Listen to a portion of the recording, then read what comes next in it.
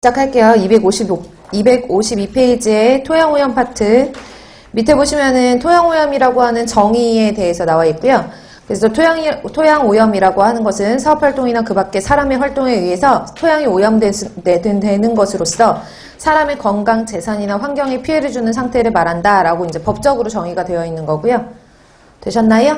여기는 그냥 읽어보시고 밑에 보시면은 토양오염의 특징이라고 되어 있어요. 됐나요? 중요 표시해 놓으시고 가장 최근에 2016년도 서울시 시험 문제에서도 출제가 됐었고 그 전에 고급 지방직이라든지 각종 시험에서 이 토양오염의 특징을 물어보는 문제가 많이 출제가 됐어요. 제가 지난 시간에도 토양오염 파트 설명드리면서도 계속 강조를 했었지만 토양 파트 같은 경우에는 시험 문제가 20문제 중에 한 문제가 나올 수도 있고 나오지 않을 수도 있고 그 정도로 그렇게 출제 빈도가 높지 않은 과목임에도 불구하고 여기 파트에서 이 토양오염의 특징에서 시험 문제가 여러 번 출제가 됐기 때문에 중요 표시를 해 놓으시고요.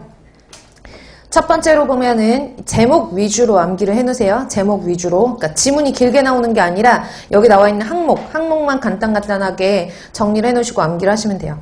첫 번째로는 일단은 오염의 시차성, 다른 말로 비인지성이라고 얘기를 하는 거죠. 비인지성은 땅 밑에서 오염이 되는 거기 때문에 사람들이 오염이 되었는지 되지 않았는지를 확인을 못 하잖아요. 그래서 알지 못한다. 그리고 오염이 되었다 하더라도 시간차를 가지고 이게 피해가 나타나기 때문에 그 시차성이 있다라는 거. 그래서 오염의 시차성과 비인지성, 그 다음에 옆에 보시면 피해 발현의 완만성.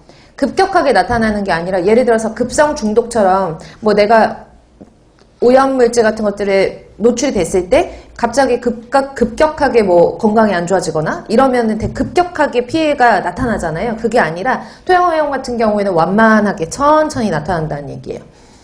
그래서 제목에 오염의 시차성, 비인지성, 피해 발현의 완만성 중요 표시해 놓으시고 옆에 내용은 읽어볼게요. 오염물질의 이동과 전달이 느리며 오염의 발생과 오염에 따른 문제 발생 간에는 시간차를 두고 있어서 오염이 발견되거나 그 오염 문제가 발생했을 때에는 이미 많은 양의 오염물질이 토양 속에 다 배출이 되고 지하수를 통해서 넓은 범위로 확산된 경우가 대부분이래요. 그래서 오염이 되자마자 사람들이 알아채기가 힘들다라는 거. 그 다음에 두 번째로는 오염 경로가 다양하죠. 오염 경로가.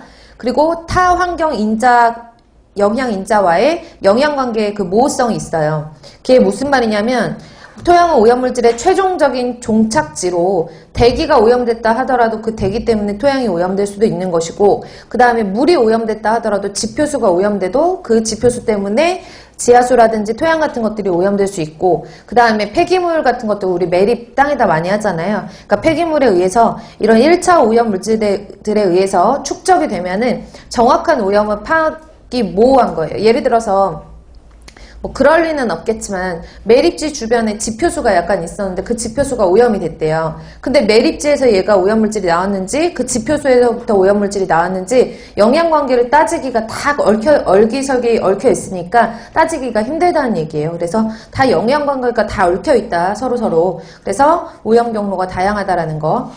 세 번째로 보시면 토양 오염의 피해의 만성적인 형태라고 되어 있는데요. 토양 오염을 일으키는 대부분의 물질들은 점점 시간이 지나면 지날수록 분해가 되는 물질이 아니라 잔류성이 있고 축적성이 있는 특징들을 가지고 있어요. 그래서 오른쪽에 보시면 오염물질의 농축으로 인해서 중금속이라든지 난분해성 유기오염 물질의 농도가 높아진다라고 되어 있고 이것을 조금 있다가는 뭐 잔류성이 있다, 지속성이 있다 이런 식으로 표현을 하죠. 그 다음에 네 번째로 보시면 오염물질이나 오염지역에 따른 특이성. 오염물질이 농축으로 인해서 오염물질이 토양에 많이 존재를 했을 때 오염물질의 어떤 물리화학적 특성들이 다 다르잖아요. 그쵸? 각기. 그래서 이런 특성에 따라서 이동 특성들도 달라지고 주요 이동 경로들도 달라져요. 예를 들어서 염소가 들어가 있는 화합물들이 있어요. 여러분들 염소가 들어가 있는 화합물들 뭘 알죠? PCB 같은 거 클로로 들어가 있으면 염소 들어가 있잖아요.